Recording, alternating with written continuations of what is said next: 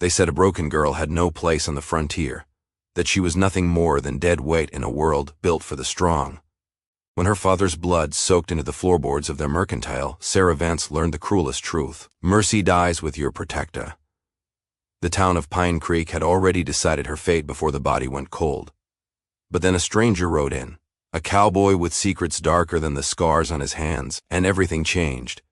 This is the story of the girl nobody wanted, and the man who refused to leave her behind. The first shot shattered the morning like breaking glass. Sarah Vance's hands froze over the ledger, ink spreading across the page where her pen had slipped. The number she'd been recording, $3.20 for flour, $1.50 for coffee, suddenly meant nothing. Her father's voice, steady and calm just moments before, cut off mid-sentence. Then came the second shot. Papa, the word caught in her throat. She was in the back room of Vance's general store, surrounded by crates of supplies and the familiar smell of tobacco and dried beans. The wooden crutches leaning against her chair were within reach, but her legs, twisted and scarred from the riding accident that had nearly killed her at 15, wouldn't move fast enough. They never did. Give us the money, old man. A voice she didn't recognize, rough as gravel, echoing from the front of the store. There's nothing here worth dying for, her father said, and Sarah heard something she'd never heard before in Jacob Vance's voice. Fear. Not for himself. Her father had never been afraid for himself. This was the fear of a man who knew his daughter was 20 feet away. Helpless, listening, she grabbed the crutches and pulled herself upright, her heart hammering so hard she could feel it in her throat. The backroom door was partially open, just enough for her to see shadows moving in the morning light that streamed through the store's front windows. We know you keep the week's take in that strong box. A different voice, younger. We've been watching. Sarah pressed herself against the doorframe. Through the gap, she could see her father standing behind the counter, his weathered hands raised to shoulder height. He was 62 years old, silver hair, the kind of lined face that came from decades of honest work and mountain sun. Two men stood facing him, both with bandanas covering the lower halves of their faces. One held a revolver pointed directly at her father's chest. Please, Jacob said quietly, just take what you want and go. The man with the gun laughed, but there was no humor in it. That's exactly what we're going to do. Sarah's mind raced. The sheriff's office was 3 blocks away. If she could get out the back door, if she could make it to the street if someone was passing by. But even as she thought it, she knew it was impossible. On her crutches, moving as quietly as possible, it would take her minutes to navigate the storage room, unlock the back door, and make it outside. Minutes her father didn't have. The strong box is under the counter, Jacob said. I'll get it for you. Slowly, the gunman gestured with his weapon. Real slowly. Jacob lowered his hands and bent down, disappearing from Sarah's limited view. She heard the scrape of metal on wood. Then her father rose again with the iron strongbox in his hands. It was small, no bigger than a bread box with a simple lock that Sarah herself had opened 100 times. Here, Jacob set it on the counter. Take it. There's maybe $100 inside. That's the truth. The second man, the younger one, moved forward and grabbed the box. He pulled a knife from his belt and jammed it into the lock, twisting violently. The mechanism gave way with a crack. Inside were bills and coins. The accumulated earnings from a week of selling supplies to miners, ranchers, and townsfolk. $100 was a fortune to some. Barely enough to matter to others. To the Vances, it represented survival, money for inventory, for the mortgage on the building, for food and medicine. $100. The younger man's voice dripped with disgust. He looked up at Jacob. You think we're stupid? Where's the rest? That's all there is, Jacob said, I swear it. The gunman took a step closer. You're lying. I'm not. Business has been slow. The miners up at Silver Creek haven't been paid yet this month. When they get their wages, they'll come in. The gunshot was so loud in the enclosed space that Sarah screamed. Her father staggered backward, his hand going to his chest. Red bloomed across his shirt. Spreading like spilled wine, he hit the shelf behind him and knocked over a display of canned goods. Tin cans clattered to the floor, rolling in every direction. Papa. Sarah shoved the door open and lurched into the main room, her crutches skidding on the wooden floor. Both outlaws spun toward her. For a frozen moment, they all stared at each other, the crippled girl in the doorway. The two killers caught in the act. She saw their eyes above the bandanas, saw the calculation happening there. There's another one, the younger man said. Jacob Vance, still on his feet despite the blood soaking his shirt, lurched toward the counter. "Run, Sarah, run." But running was the one thing Sarah Vance could not do. The gunman raised his weapon again, this time pointing it at her. She saw his finger tighten on the trigger, saw the moment when he decided she wasn't worth the bullet, and then he shifted his aim back to her father. No. Sarah threw herself forward, her crutch swinging wild. The second shot took Jacob Vance in the throat. He went down hard, his body crumpling behind the counter like a puppet with cut strings. The sound he made, a wet, choking gurgle, would haunt Sarah for the rest of her life. The two outlaws grabbed the strongbox and ran. Sarah half fell, half crawled to her father's side. Blood was everywhere, hot and sticky, soaking into the sawdust that covered the floor. She pressed her hands to his chest, to his throat, anywhere she could reach, trying desperately to stop the bleeding. "Papa, hold on, please. I'll get help, But Jacob Vance's eyes were already glazing over. His hand, slippery with blood, found hers, and squeezed once. Weakly, his lips moved, forming words she couldn't hear. "What? Papa, what?" Sarah leaned closer, her tears falling on his face. "Love you." The words were barely a whisper, more breath than sound. Then he was gone. Sarah knelt there on the blood-soaked floor, holding her father's hand, and screamed until her voice gave out. By the time the sheriff and his deputies arrived, drawn by the gunshots and her cries, she had gone silent. She sat with her back against the counter, her useless legs stretched out in front of her, her father's body cradled in her lap. Sheriff Jim Carter, a heavy-set man with tobacco-stained whiskers, took one look at the scene and cursed. "Who did this?" Sarah's voice came out flat. "Dead. 2 men. Bandanas. They took the strongbox. Did you recognize them? Anything about their voices, their clothes?" She shook her head. What did it matter? Her father was dead. Recognition wouldn't bring him back. Doc Holloway arrived next, but there was nothing for him to do except confirm what everyone could already see. After a respectful pause, 2 deputies lifted Jacob Vance's body and carried it out to the undertaker's wagon. Sarah watched them go, still sitting on the floor, unable or unwilling to move. "Miss Vance," the sheriff crouched beside her, his knees popping. "I'm powerfully sorry about your pa. He was a good man. Yes. Is there someone I can fetch for you? Someone who can sit with you?" Sarah almost laughed. Who? She had no family left. Her mother had died giving birth to a stillborn son when Sarah was 10. She had no siblings, no aunts or uncles in Pine Creek. Her father had been everything: parent, protector, business partner, friend. "No," she said, "there's no one." The sheriff's discomfort was palpable. He shifted his weight, cleared his throat. "Well, you can't stay here. Not tonight. This ain't a fit place for a lady right now. This is my home. I know, but," he gestured at the blood, "let me have Mrs. Carter make up a room for you. Just for tonight. You can come back tomorrow when the place has been cleaned." Sarah wanted to refuse, wanted to tell him she'd sleep in the blood if she had to, but she was so tired. Every bone in her body felt like it had been hollowed out and filled with lead. She nodded. It took 3 men to get her up off the floor, get her crutches situated, and help her out to the sheriff's wagon. As they pulled away from the store, Sarah looked back. The windows were dark now, the open sign still hanging on the door. Her father's blood was seeping between the floorboards. Everything is gone, she thought. Everything. She had no idea how right she was. The funeral was held 2 days later on a gray morning that threatened rain. Half the town turned out, not because they'd been particularly close to Jacob Vance, but because death on the frontier was a communal affair. Everyone would die eventually. The least you could do was show up when someone went ahead of you. Sarah sat in the front pew of the small church, her crutches leaning beside her. She wore her only black dress, let out at the seams to fit her now that she was 24 instead of 15 last time she'd needed mourning clothes.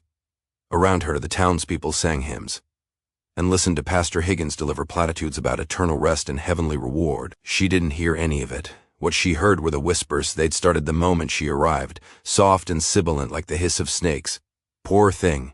What will she do now? She can't run the store by herself, not in her condition. Someone will have to take care of her. But who? She's got no family. Sarah kept her eyes fixed on the plain wooden coffin at the front of the church.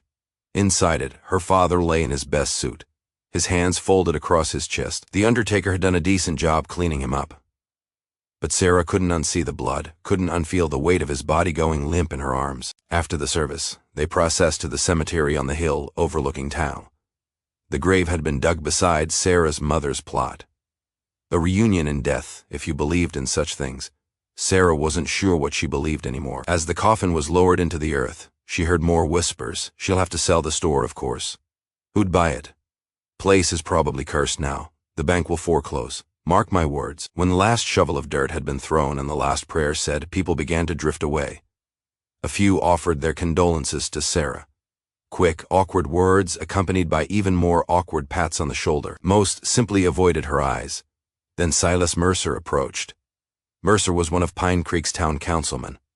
A prosperous merchant who owned the competing general store on the other side of town. He was in his 50s, well-dressed, with the kind of smooth confidence that came from never having known real hardship. "Miss Vance," he said, removing his hat, "my deepest sympathies." "Thank you, Mr. Mercer. I wonder if I might have a word with you about your situation." Sarah's hands tightened on her crutches. "What situation is that?" Well, he glanced around as if checking to make sure others were listening. They were. "The matter of your father's store, and your own circumstances." "My circumstances," Sarah repeated, her voice flat. "The council has been discussing it, and we believe it would be best for everyone you understand if arrangements were made for your care."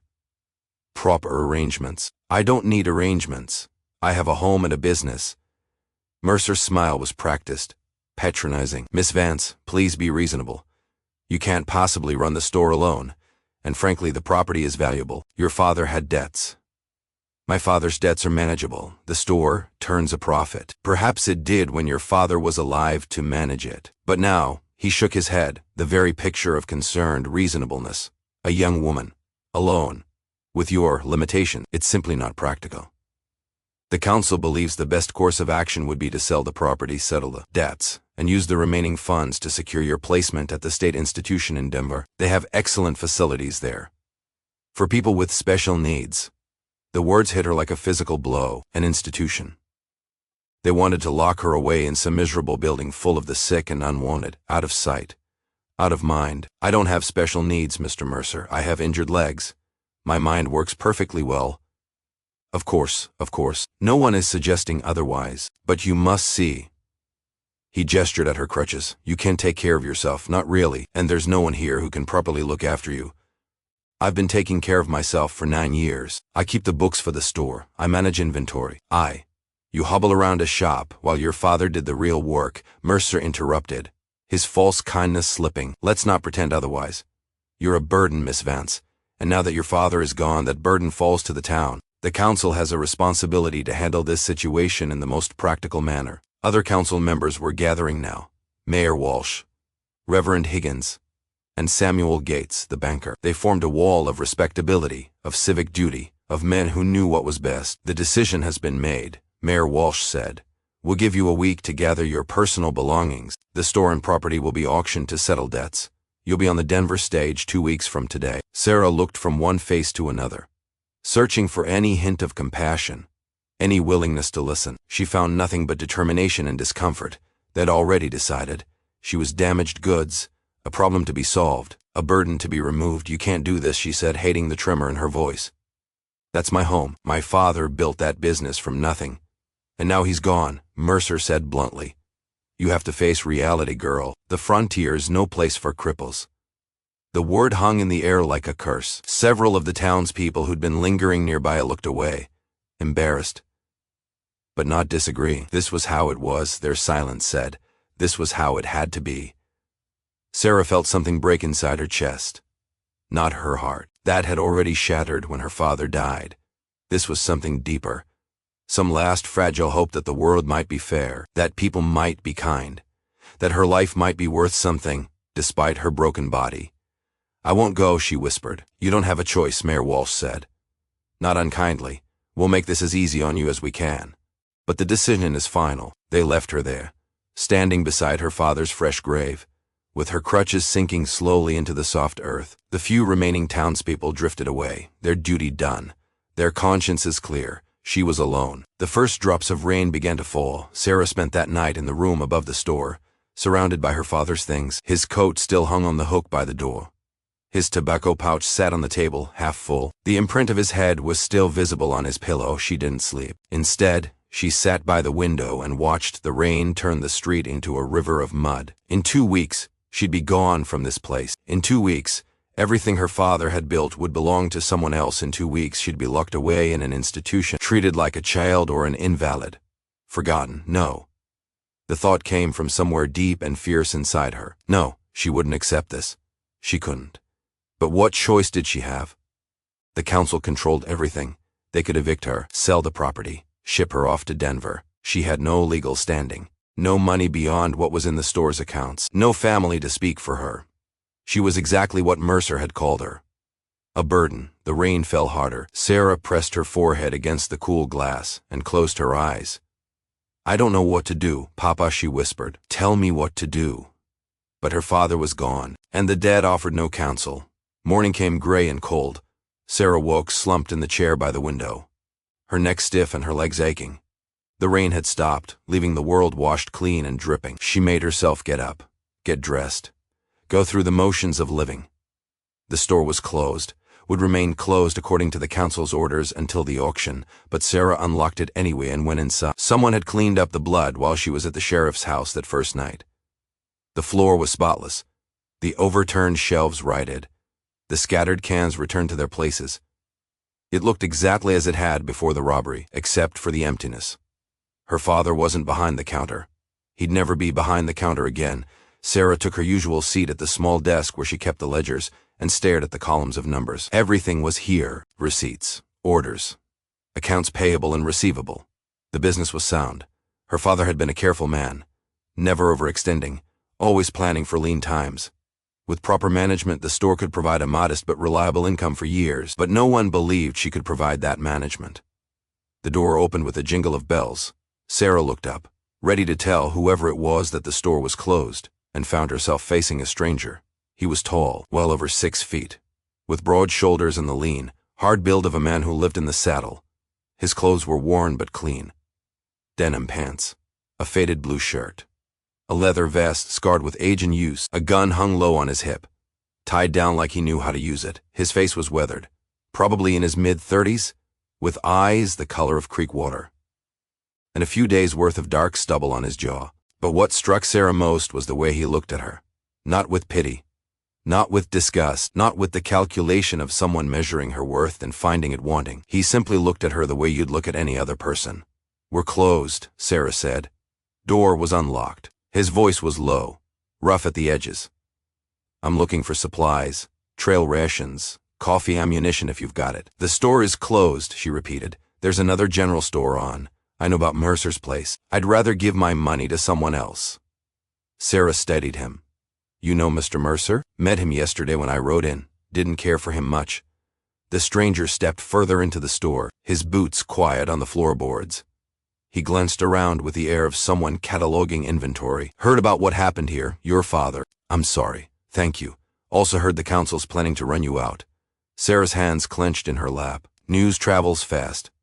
Small town. Walls have ears. He picked up a can of peaches, examined it, set it back precisely where it had been. "Seems to me, a woman who can keep books and manage inventory can run a store just fine. Legs don't have much to do with it." Something in Sarah's chest loosened just a fraction. "You'd think the council disagrees."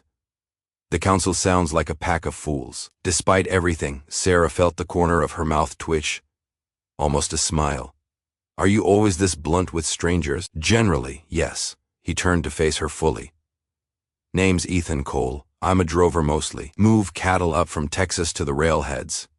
Sometimes work as a ranch hand or trail guide. I've been on the trail for 3 months and I'm low on supplies. If you'll sell to me, I'll buy. If not, I'll move on." There was something almost hypnotic about his directness.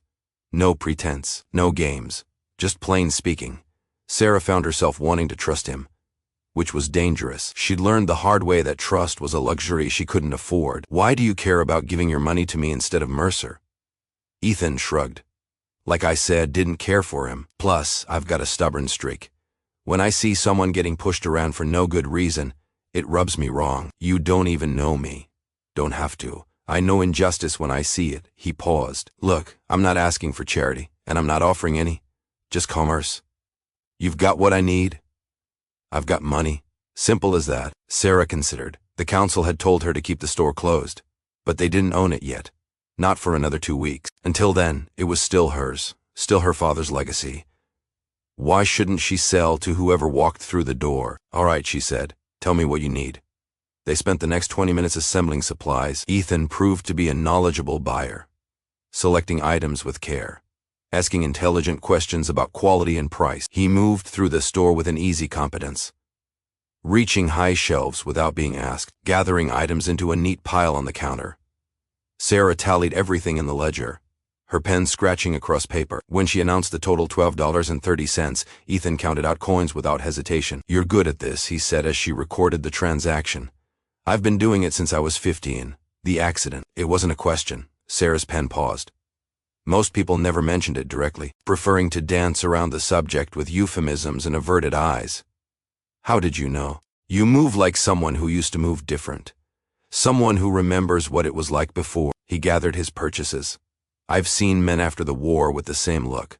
Bodies changed, but minds remembering. It was perhaps the most accurate description Sarah had ever heard.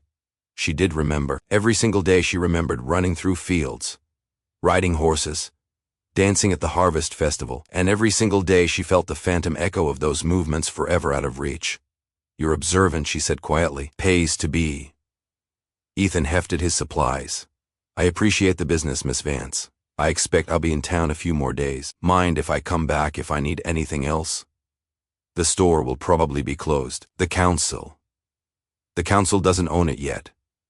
He met her eyes. Until they do, seems to me you've got every right to run your business as you see fit. With that, he touched the brim of his hat and walked out.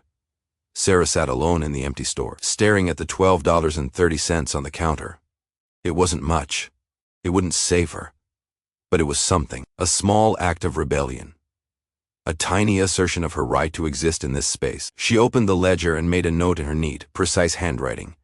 Sale to E. Cole, $12.30, paid in full. Then she underlined it twice. For the next 3 days, Sarah continued to open the store. Not all day. She didn't have the energy for that. But for a few hours each morning, a handful of customers trickled in, mostly people who'd known her father and felt some loyalty to his memory. She sold flour and sugar, nails and rope, coffee and tobacco.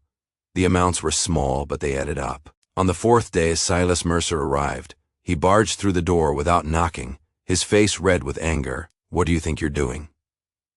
Sarah, who'd been organizing the dry goods shelf, turned slowly on her crutches. Running my store. The council ordered you to close it. The council suggested I close it. They don't own it yet. You're interfering with the auction process. This is obstruction of. This is my property, Mr. Mercer, and I'll operate it as I see fit until the day you pry the deed from my hands. Mercer's eyes narrowed. You're making this harder than it needs to be. Good. He stepped closer, looming over her. Sarah refused to back down, though her heart hammered in her chest.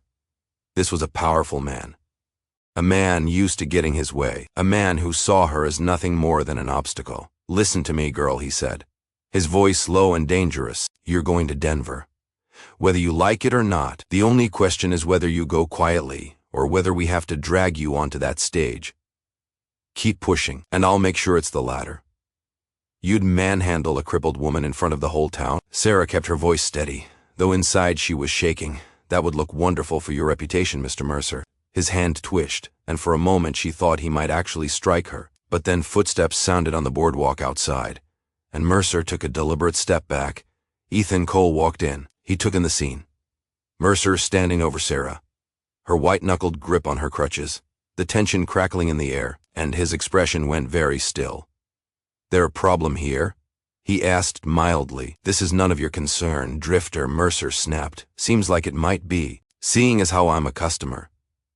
Ethan moved to stand beside Sarah, not touching her, but close enough to make his position clear. Miss Vance, you all right? I'm fine, Sarah said, though her voice shook slightly. Ethan looked at Mercer. Then maybe you should leave. Stores open for business, not for harassment. You don't know what you're interfering with. Don't much care either. The two men stared at each other. Mercer was soft from years of prosperity, while Ethan had the coiled readiness of a man who'd survived by being harder and faster than whoever was trying to kill him. It wasn't a fair match, and everyone in the room knew it. Mercer backed down first. "This isn't over," he said to Sarah. "2 weeks. That's all you've got." He stormed out, slamming the door hard enough to rattle the windows. Sarah sagged against the counter, suddenly exhausted. "Thank you," she said to Ethan. "You didn't have to do that." "Yes, I did." He studied her with those calm, creek water eyes. "He was about to put his hands on you. He wouldn't have, not with witnesses. Maybe not today. But men like that, they push until someone pushes back." Ethan leaned against the counter. "I meant what I said before. This is an injustice. You're being railroaded because you don't fit their idea of what a woman should be, what a business owner should be. It's wrong." Sarah laughed, but there was no humor in it. "Wrong doesn't matter much when you're powerless. You're not powerless. I'm a crippled woman with no family, no money, and no legal standing. What would you call that?" "I'd call it someone who needs an ally." Ethan straightened. "What if I told the council I'm your business partner?" Sarah stared at him. "What? Your business partner? We've been working together for months. I've been the one doing the heavy lifting, moving inventory, making deliveries. You've been managing the books and the finances. Together we run this place. That's why the store has been so successful." "That's a lie. That's a strategy." He smiled slightly. "You think the council's playing fair? They're not, so why should you? They'll never believe it. They know my father ran this store alone." "Did they?" "Your father was getting on in years. Makes sense he'd have taken on a silent partner to handle the physical labor. And once he died, makes sense that partner would step forward to keep the business running with the daughter who knows the books." Sarah's mind raced. It was audacious, crazy, and completely transparent. The council would see right through it. But then again, what if they didn't? What if the mere existence of a male partner, someone deemed capable by Frontier standards, was enough to change their calculation? "Why would you do this?" she asked. "You don't know me. This isn't your fight." Ethan was quiet for a moment. "Let's just say I know what it's like to be judged for things outside your control, and I know what it's like when no one stands up for you. I'm standing up for you, Miss Vance. Question is, will you let me?" It was a risk. He could be a con artist, planning to swindle her out of what little she had. He could be unstable, dangerous.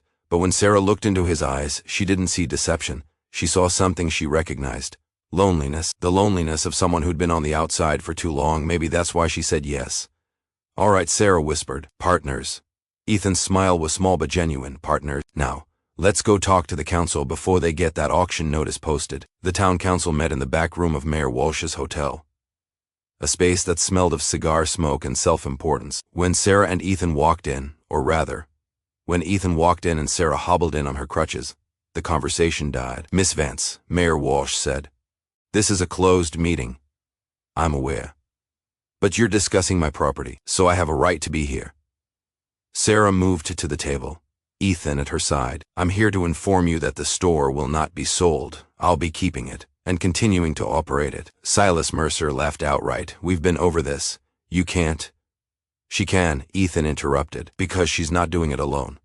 I'm Ethan Cole, Miss Vance's business partner. I've been working with Jacob Vance for the past 6 months, helping with deliveries, inventory, and the physical demands of running a Frontier store. Now that Jacob is gone, I'll be stepping into his role." The silence that followed was profound. Samuel Gates, the banker, leaned forward. "Even if this is true, and I have serious doubts, it doesn't change the fundamental problem. A woman can't run a business, partner or no partner." "Why not?" Ethan asked. "It's not proper. Seems to me women run plenty of businesses in Pine Creek when no one's trying to stop them." Mercer's face went purple. "Now you listen here. No, you listen."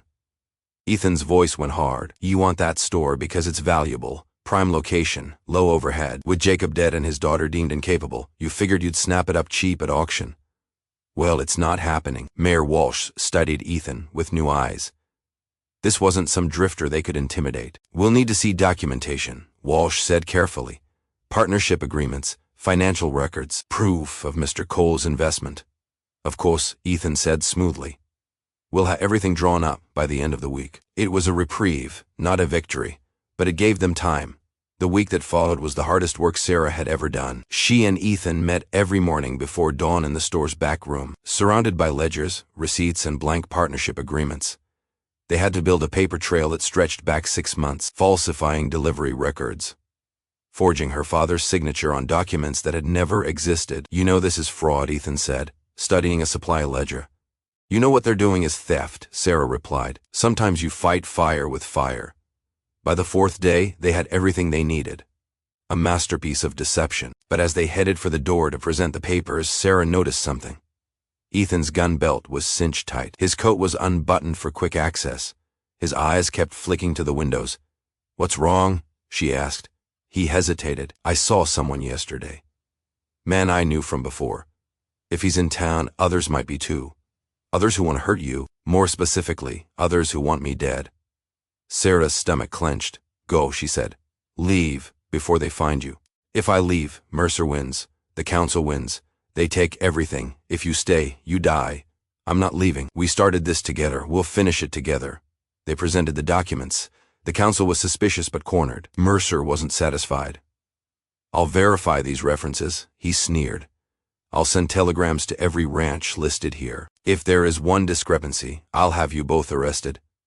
Ethan didn't blink. But later, on the street, he told Sarah the truth. "The references are real people, but they won't remember me unless I make sure they do." He had to leave town. Ride to the telegraph office in Copper Springs, bribe the operator to intercept Mercer's inquiries and send back fake confirmation. "I'll be back in 3 days, Ethan promised. "If I'm not, go to the sheriff. Tell him everything. Better to face fraud charges than what might be coming." 3 days passed. Ethan didn't return. But Mercer came back. "I sent those telegrams," he gloated, standing in the center of her store. "Haven't heard back yet. But I expect to soon. You can't win, Sarah. Sell to me now, or face the consequences." The answer is no. Mercer left with a cold smile. That evening, hoofbeats thundered up the street. Sarah grabbed the gun Ethan had left here, a heavy revolver she barely knew how to hold. But it was Ethan, dusty, exhausted, his horse lathered. "Did Mercer send the telegrams?" he asked, bursting through the door. "Yesterday. Damn, I bribed the operator in Copper Springs. But if Mercer's messages got through first." "We're finished. There's something else," Ethan said quietly. "While I was in Copper Springs, I heard talk. Men asking about a drover named Cole. They're getting close." "Who are they?" "Men I used to ride with. Men I betrayed. Outlaws. Killers." The man with the scarred face walked into the store the next morning. He didn't announce himself. He just stood there, smiling a smile that was worse than a scowl. "Help you?" Sarah asked. "Looking for a man named Cole. Heard he might be around these parts. Don't know anyone by that name." "That's so." The man moved deeper into the store, his hand hovering near the gun on his hip. "Funny. Telegraph operator in Copper Springs said a man matching his description came through 3 days ago. I think Cole is here, and I think you know exactly where to find him." "Get out of my store," Sarah said. "Or what? You gonna shoot me, girl? With those shaky hands?" The back door opened. Ethan walked in, his own gun already drawn. "Hello, Rooker." The scarred man straightened. "Ethan. Been a long time. Not long enough. You owe us money, Ethan. $20,000 from that bank job in Amarillo." "I didn't take your money. I left before the job. You know that. I know the money vanished, and so did you. I left because I was done with the killing. I didn't take a dime." "Prove it." "I don't have to prove anything to you." Rooker laughed. "Well, I didn't come alone. Got 3 boys waiting outside. You might take me, Ethan, but you won't take all 4. And when you're dead, well..." He looked at Sarah. Hate for innocent folks to get caught in the crossfire. The door opened again. Sheriff Carter stepped in, drawn by the tension. "What's going on here?" "Just a misunderstanding, Sheriff," Rooker said smoothly. "Me and Ethan here are old friends." "We're not friends," Ethan said. "This man is threatening Miss Vance." "Lower your weapon, Mr. Cole," the sheriff ordered. "Can't do that, Sheriff. He's got men outside." "I said lower it." Ethan hesitated. He looked at Sarah. Apology in his eyes, he lowered his gun. Rooker moved like a striking snake. He drew and fired. The bullet caught Ethan in the shoulder, spinning him into the shelves. "No!" Sarah screamed. Sheriff Carter drew his weapon, but Rooker was faster. His second shot took the sheriff in the chest. The big man went down. Rooker walked over to Ethan and kicked him in the ribs, hard. "Thought you were faster than me?" Rooker sneered. "Where's my money?" "Go to hell." Rooker raised his gun to Ethan's head. Sarah didn't think. She didn't breathe. She grabbed the gun Ethan had dropped, pointed it at Rooker, and pulled the trigger. The recoil nearly broke her wrist. The shot went wild, slamming into the wall, but it was enough. Rooker flinched, looked at her in shock. "We gotta go, Rooker," one of his men yelled from the doorway. "Town's waking up." Rooker looked between Ethan and Sarah, calculation warring with rage. "This ain't over," he spat. He kicked Ethan one last time, then turned and ran. The aftermath was a blur of blood and chaos. Doc Holloway managed to save the sheriff.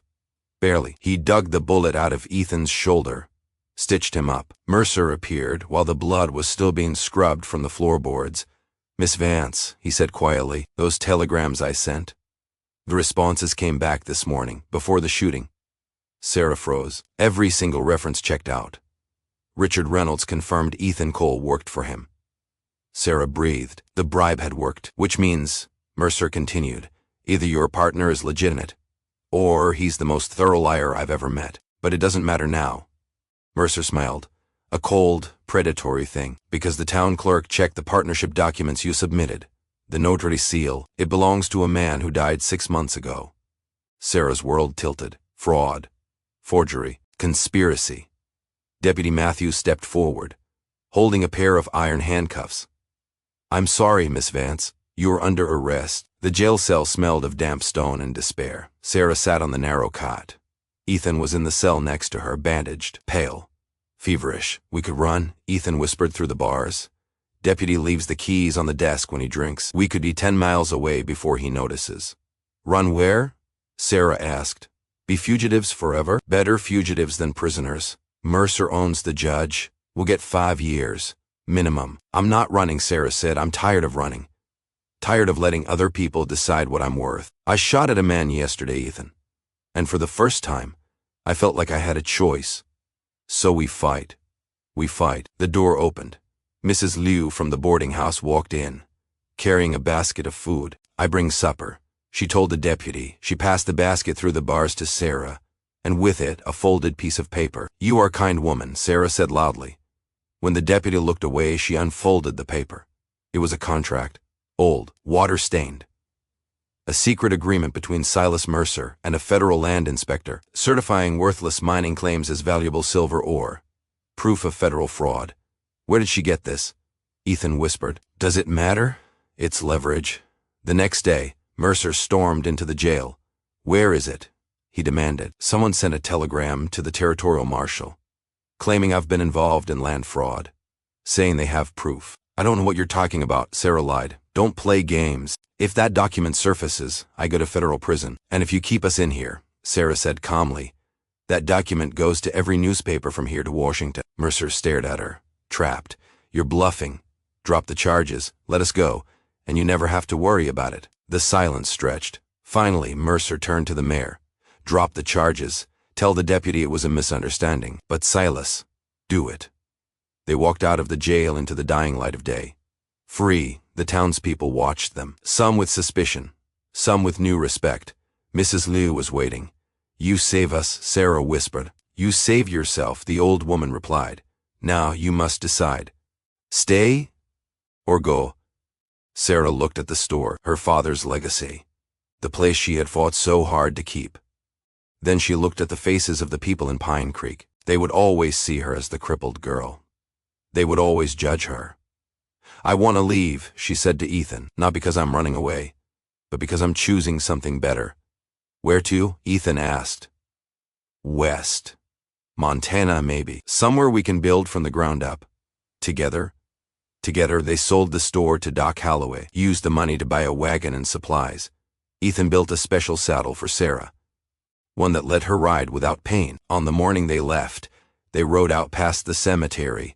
Sarah didn't look back. 3 months later, they reached a settlement in Montana Territory. They built a trading post, then a home. The partnership became a marriage. Quietly, naturally. Dutch Rooker never found them. Maybe he died in a shootout. Maybe he gave up. It didn't matter. Years later, sitting on her porch under a vast, star-filled sky, Sarah looked at her husband, at the life they had built with their own hands. The girl nobody wanted had become the woman who chose her own future, and that was worth more than any store or any town's approval. She was exactly where she belonged.